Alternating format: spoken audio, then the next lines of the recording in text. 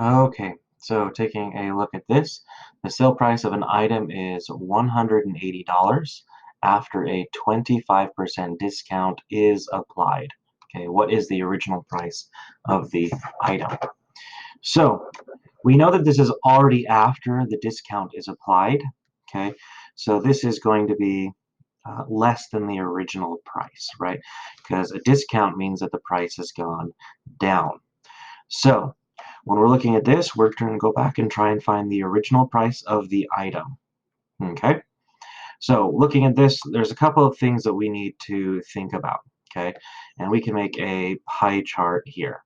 Okay, so looking at this, this represents 25% of the whole pie, right, which is 100%. We also know that the $180, right, is what is left over after we cut out this wedge, right? After we cut out that 25%, we know that this was $180. So that's going to be 75%. So if we're going to say that this 25% was the discount and how much was removed, that means we still have to pay 75% or $180. Now this allows us to say that $180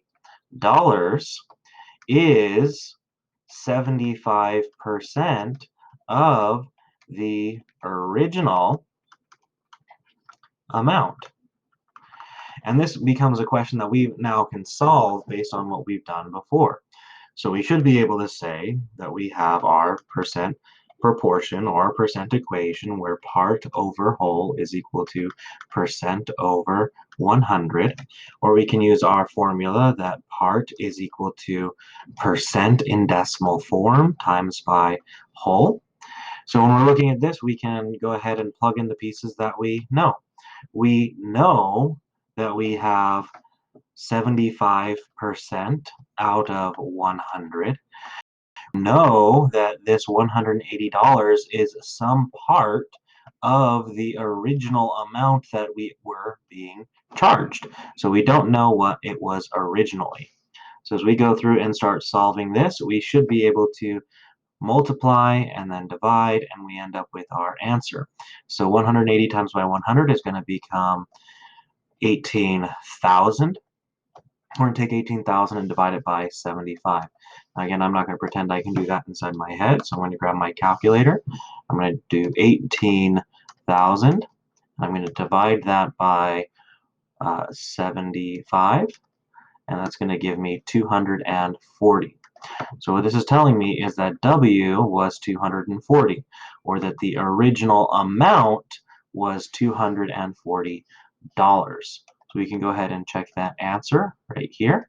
So we could say 240, and we can check that, and that is correct. Okay, so kind of think about what's being asked here. Kind of visualize what's happening. What is the original amount? The original amount is 100% of what we would have had to pay.